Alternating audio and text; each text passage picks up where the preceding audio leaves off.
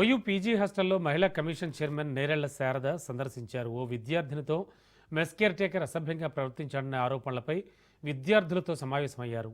Koti women's హాల్లో college పిల్లలు ఆరోపించినట్టుగా ఇక్కడ ఏమీ జరగడం లేదని విద్యార్థులు చెప్పినట్లు ఆమె తెలిపారు. విద్యార్థులు మేమంతా కూడా సంతోషంగా ఉన్నామంటూ చెప్పారని మహిళా కమిషన్ అన్నారు.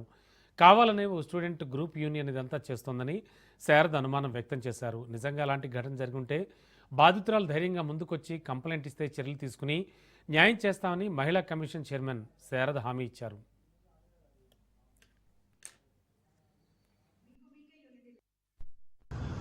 రెండు మూడు రోజుల నుండి మీడియాలో చూస్తున్నటువంటి కథనాలు వాస్తవం ఏంటో అనేది తెలుసుకోవడానికి నేను కోటి ఉమెన్స్ డిగ్రీ కాలేజ్ కానివ్వండి, డిగ్రీ హాస్టల్ కానీ వెళ్ళడం జరిగింది.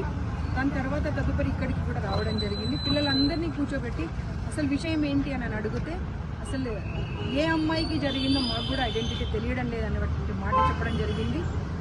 ప్రిన్సిపల్తో కానివ్వండి, మిగతా ఫ్యాకల్టీతో కానివ్వండి, వార్డెన్స్తో కానివ్వండి, ఇన్ఛార్జెస్తో కానివ్వండి, ప్రతి ఒక్కరితో నేను మాట్లాడితే మాకు కూడా అసలు ఆ అమ్మాయి ఎవరో మాకు తెలియదు అనేటువంటి మాట చెప్పారు. కాబట్టి వాస్తవం ఏంటో నాకు కూడా తెలియాలి అంటే ఆ అమ్మాయికి నేను ఎవరికైతే జరిగిందో ఆ అమ్మాయికి నేను ఒక ఆశ్వాసనం ఇస్తున్నాను, ఒక నమ్మకం భరోసా ఇస్తున్నా.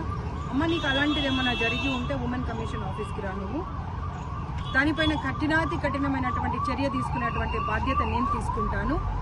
కానీ ఆ ఉన్నటువంటి 100 మంది అంటే అక్కడ 700 మంది ఉన్నారు, జస్ట్ మామూలుగా చెప్తున్నాడు, ఒక 100 మంది ఉన్నారు అనుకుందాం. మనం 100 మందిలో 100 మందితో నేను మాట్లాడినప్పుడు దాంట్లో ఎవరికి జరిగింది అనేది తెలియకపోతే మనం కూడా ఎలా స్పందిస్తాము?